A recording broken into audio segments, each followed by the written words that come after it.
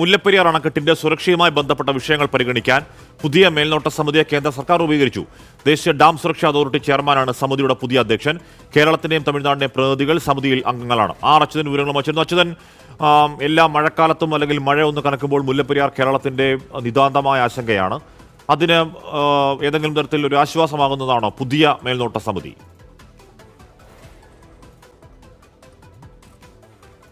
ഈ കാര്യത്തിൽ നേരത്തെ തന്നെ ഈ ജല കമ്മീഷൻ സുപ്രീം കോടതിയിൽ അറിയിച്ചിരുന്നതാണ്. ഈ മുല്ലപ്പെരിയാർ ഡാമുമായി ബന്ധപ്പെട്ട സുരക്ഷാ കാര്യങ്ങൾ അത് ഈ ഡാം അതോറിറ്റിക്ക്, അണക്കെട്ടിൻ്റെ സുരക്ഷാപരമായിട്ടുള്ള കാര്യം ദേശീയ ഡാം സുരക്ഷാ അതോറിറ്റിക്ക് കൈമാറുമെന്നുള്ളത്. അതിന് പിന്നാലെയാണ് ഇപ്പോൾ അതായത് ഈ മുല്ലപ്പെരിയാർ ഡാമിൻ്റെ സുരക്ഷാ കാര്യങ്ങളുമായി ബന്ധപ്പെട്ട എല്ലാ വിഷയങ്ങളും ഇപ്പോൾ ദേശീയ ഡാം അതോറിറ്റിക്ക് കൈമാറിയിരിക്കുന്നത്.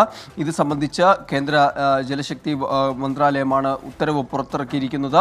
മുല്ലപ്പെരിയാർ അണക്കെട്ട് വിഷയവുമായി ബന്ധപ്പെട്ട കാര്യങ്ങളെല്ലാം പരിഗണിക്കാൻ ഇപ്പോൾ ഒരു പുതിയ മേൽനോട്ട സമിതിക്ക് നേതൃത്വം നൽകിയിരിക്കുകയാണ്.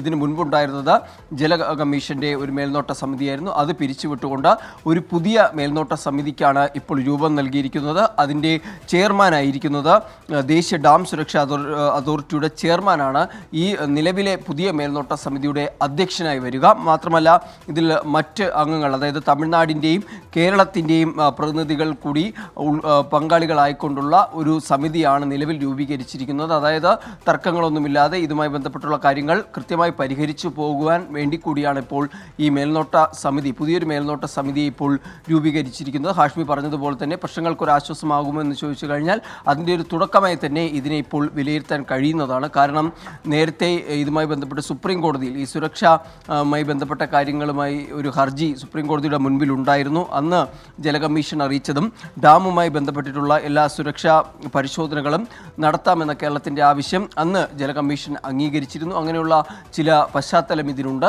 എന്തായാലും നിലവിൽ ഇതിപ്പോൾ ഡാം അതോറിറ്റിക്ക് വിട്ടു നൽകിയിരിക്കുകയാണ്. ഇപ്പോൾ ഒരു മേൽനോട്ട സമിതി മുല്ലപ്പെരിയാർ ഡാമിൻ്റെ സുരക്ഷയുമായി ബന്ധപ്പെട്ടുള്ള കാര്യങ്ങൾ പരിശോധിക്കാൻ കേന്ദ്ര സർക്കാർ രൂപീകരിച്ചിരിക്കുകയാണ്. ഹാഷ്മി, എല്ലാ കാലവും തമിഴ്നാടിന്റെ വാദങ്ങൾക്ക് അനുകൂലമായിരുന്നുവല്ലോ അച്യുതൻ. ഈ മേൽനോട്ട സമിതിയുടെ നമ്മുടെ പ്രതിനിധി ഉണ്ട് എന്ന് പറയുമ്പോൾ പോലും അതിന്റെ ആകത്തുക വരുമ്പോൾ അത് തമിഴ്നാടിന്റെ വാദങ്ങൾക്ക് അനുകൂലമായിരുന്നു, മുല്ലപ്പെരിയാർ ഡാമിന്റെ സുരക്ഷയുടെ കാര്യത്തിലടക്കം എല്ലാ കാര്യങ്ങളിലും.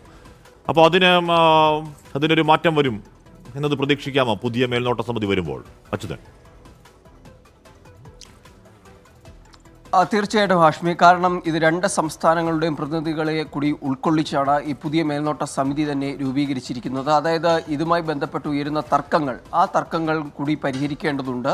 കാരണം ഇത് സുപ്രീം കോടതിയിൽ പോലും വ്യത്യസ്ത അഭിപ്രായങ്ങൾ ഇതുമായി ബന്ധപ്പെട്ട് ഉയരുന്നു. അപ്പോൾ ഈ ഒരു സാഹചര്യത്തിൽ ഈ കൃത്യമായി ഇതെല്ലാം പരിശോധിച്ച് അത് പരിഹരിക്കുകയും ഒപ്പം തന്നെ ഈ ഡാമുമായി ബന്ധപ്പെട്ട് ഉയരുന്ന ആശങ്കകൾ, ഈ ഡാമുമായി ബന്ധപ്പെട്ട് ഉയരുന്ന സുരക്ഷ സംബന്ധിച്ചുള്ള ചോദ്യങ്ങൾ, ഇതിനെല്ലാം കൃത്യമായ മറുപടി കൂടി നൽകേണ്ടതുണ്ട്.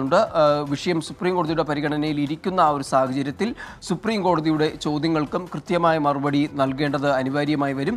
ആ ഒരു സാഹചര്യം കണക്കിലെടുത്തുകൊണ്ടാണ് കേന്ദ്രം ഇപ്പോൾ ഈ ഒരു ഇടപെടൽ ഇതിൽ നടത്തിയിരിക്കുന്നത്. അതായത് ഈ മുല്ലപ്പെരിയാർ ഡാമിൻ്റെ സുരക്ഷയുമായി ബന്ധപ്പെട്ടുള്ള കാര്യങ്ങൾ ജല കമ്മീഷനായിരുന്നു ഇതുവരെ ആ മേൽനോട്ട സമിതിയുടെ നേതൃത്വം വഹിച്ചിരുന്നെങ്കിൽ ഇപ്പോൾ അത് ഡാം സുരക്ഷാ അതോറിറ്റിക്ക് കൈമാറി അവരുടെ ഒരു മേൽനോട്ടത്തിലേക്ക് ഒരു പുതിയ സമിതി രൂപീകരിച്ചിരിക്കുകയാണ്. അത് ഡാം സുരക്ഷാ അതോറിറ്റിയുടെ ചെയർമാനെ അധ്യക്ഷനാക്കിക്കൊണ്ട് തന്നെയാണ് ഈ മേൽനോട്ട സമിതി ഇപ്പോൾ രൂപീകരിച്ചിരിക്കുന്നത്. രണ്ട് സംസ്ഥാനങ്ങളുടെയും പ്രതിനിധികളെ കൂടി ഉൾക്കൊള്ളിച്ച് അത്തരത്തിൽ ഹാഷ്മി സൂചിപ്പിച്ചതുപോലെ തന്നെ ഇനിയൊരു പ്രശ്നങ്ങളെല്ലാം പരിഹരിച്ചുകൊണ്ട് ഇതിലൊരു പരിഹാരം കാണുവാൻ കൂടി ലക്ഷ്യമിട്ട് തന്നെയായിരിക്കണം കേന്ദ്രം ഇത്തരമൊരു നീക്കത്തിലേക്ക് കടന്നിരിക്കുന്നത്. ഹാഷ്മി, ഏറ്റവും ഒടുവിൽ തമിഴ്നാട്ടിലൊരു മന്ത്രി നടത്തിയ പ്രസ്താവന അടക്കം മുല്ലപ്പെരിയാർ വിഷയത്തിൽ നമുക്ക് അത് അങ്ങേറ്റം പ്രകോപനമായ പ്രസ്താവനയായിരുന്നു. അപ്പോൾ ഓരോ മാനം കറക്കുമ്പോഴും വലിയ മഴകൾ ഉണ്ടാകുമ്പോഴും കേരളത്തിന് ആശങ്കയാണ്. അപ്പോൾ ഈ പുതിയ മേൽനോട്ട സമിതി മുൻവിധികളില്ലാതെ കേരളത്തിൻ്റെ ആശങ്കകൾ കൂടി കേൾക്കും എന്ന് നമുക്ക് പ്രതീക്ഷിക്കാം.